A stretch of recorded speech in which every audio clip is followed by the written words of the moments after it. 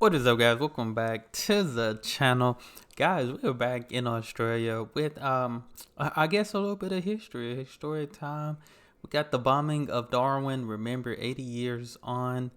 This was sent to me in the Discord, so I appreciate it. I checked out another video that was sent to me from this one channel. It was talking about like a major tsunami that hit Australia and stuff like that. But we here with a 80-year anniversary. Dang, that's a long time.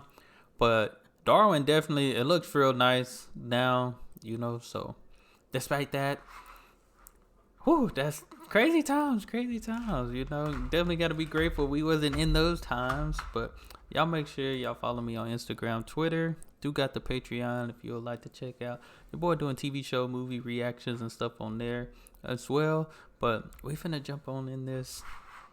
Let's remember. Services held in the Northern Territory today to mark 80 years since the bombing of Darwin. Dang. It was the single largest attack on Australian soil by a foreign power. Oh my gosh. Nine's federal politics reporter Fiona Willan is in Darwin. Few of the nation's leaders have travelled there to pay their respects.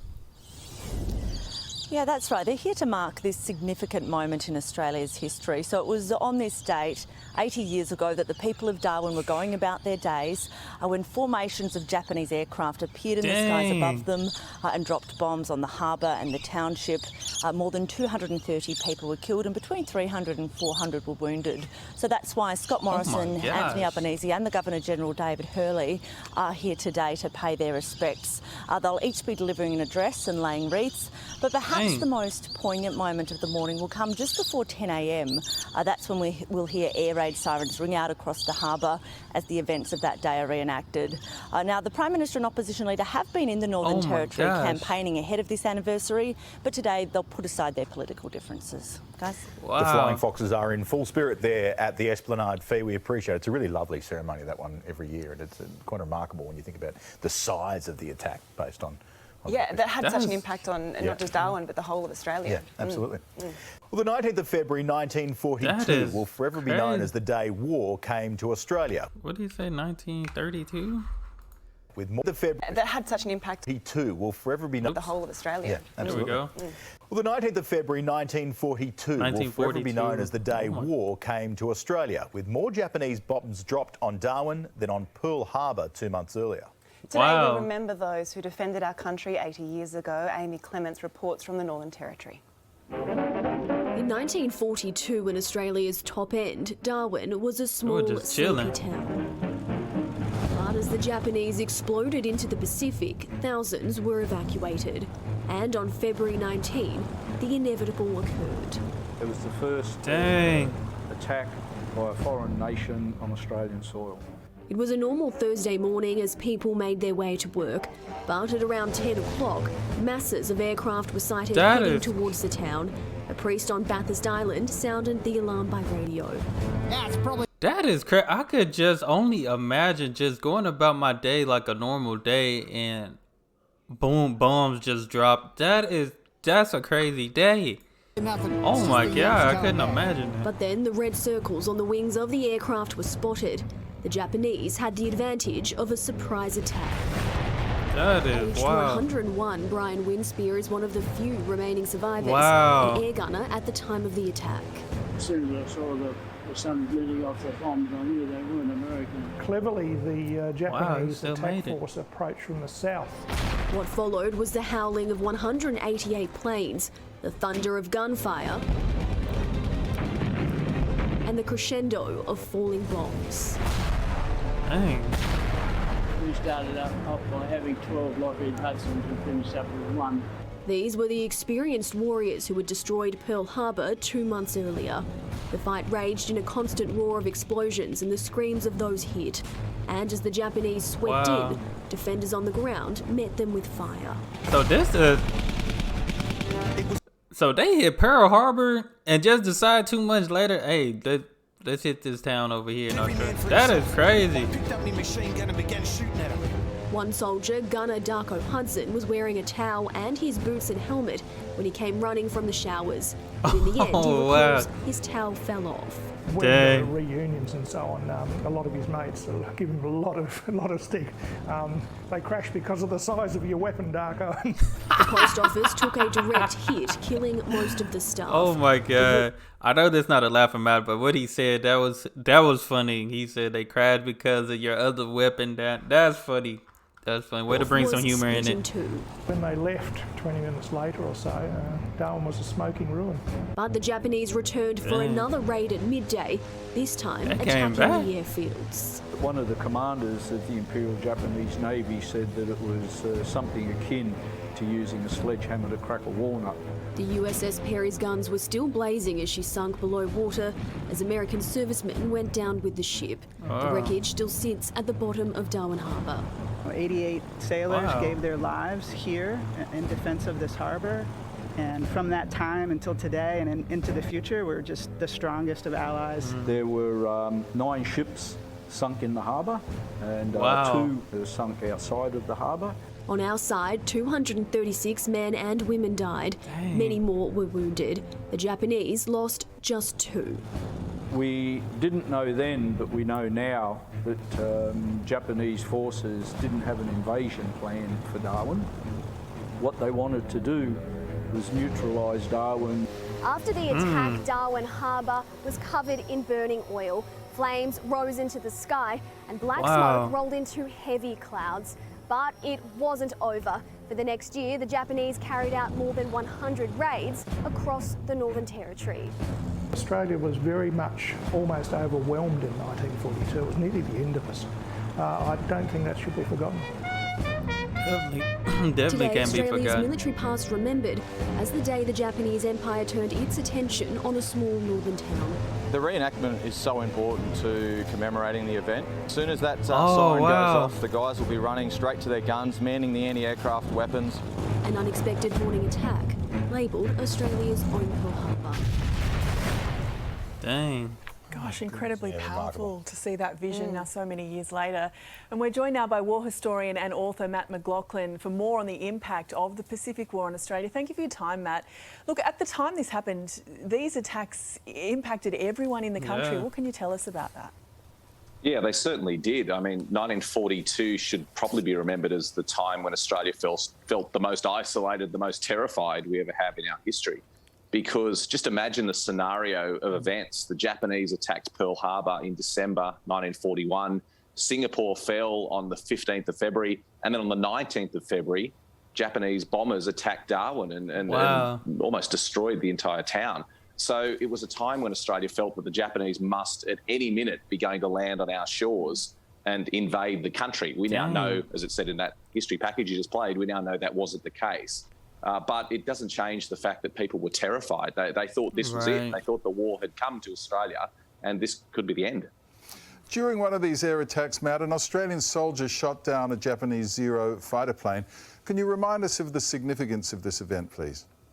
Yeah, this was really interesting. This was the Japanese didn't lose many planes at all in the Darwin raid simply because there weren't many defences in Darwin. But one fairly lucky shot crippled a Japanese plane and it managed to fly away from Darwin but crash landed on Melville Island, where the pilot was captured by local Tiwi people and then handed over to the Australian Air Force. And that was the first Japanese prisoner of the Australians during the Second World War.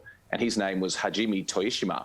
And he was in captivity for a couple of years and obviously quite a prized captive, being the first Japanese person to be captured by the Australians.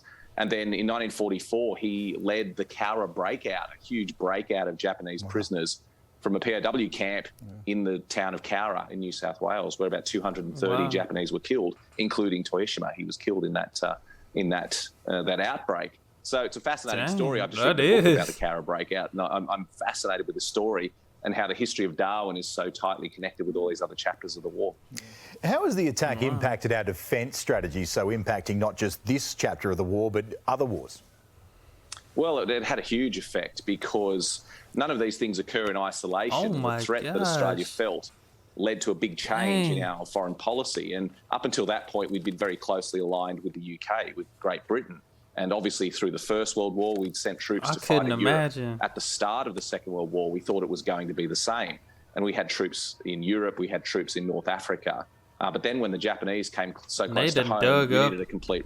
They done dug up I know they showed the clip earlier. They dug up one of the bombs. That is crazy. I ain't gonna lie. Like, is there a movie about this? Like, this interest that it's just crazy to me that they just dropped on something they didn't even plan for. Like, no one was ready. They just, let's drop some bombs here. That's crazy. In North Africa.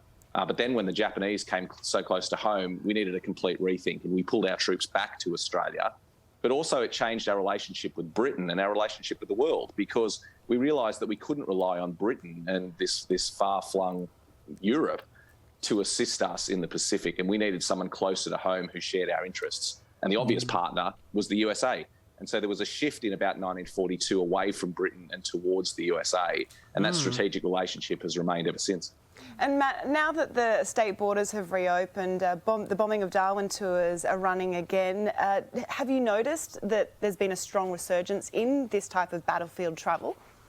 Yeah, there absolutely has. I mean, we've seen resurgence in battlefield travel all across the world, which is great. Obviously, people over the last 2 years have really been longing for that opportunity to get out and walk the ground where these great moments in history occurred.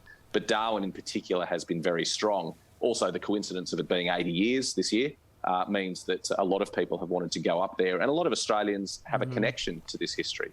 So a lot of Australians have relatives who served or grew up hearing these stories, or know that their father or grandfather did something that related to the bombing of Darwin. So it's really wonderful that after 2 years of people being stuck at home and not being able to get out and commemorate these great events, that we're now seeing so many people heading up to Darwin. It's going to be a very special service up there. Yeah, nice service on the Esplanade as well. Hey, Matt, thanks so much for joining us this morning. Man, that's what's up. That's man. You just never...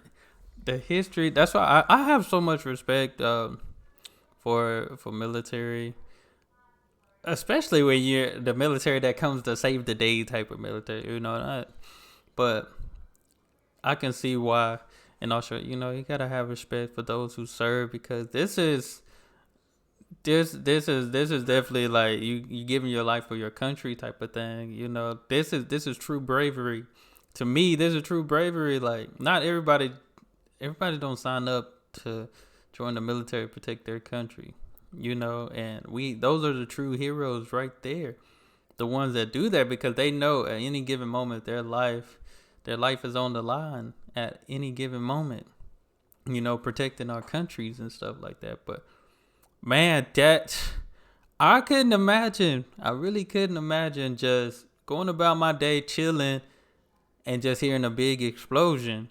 That's the wildest thing. And not only that, just being attacked when out of nowhere, you know, almost like how 9/11 in the States. I've been to the 9/11 memorial. It's huge. That's, you know, that's another story. I know this not about 9/11, but just seeing that memorial and just like, it was just a regular day, then boom, you know. We can talk about what really happened, you know, another video. But back to Australia, yeah, I couldn't imagine it. You know, and I don't know if the guy is still alive. I don't know when this video was actually, you know, recorded.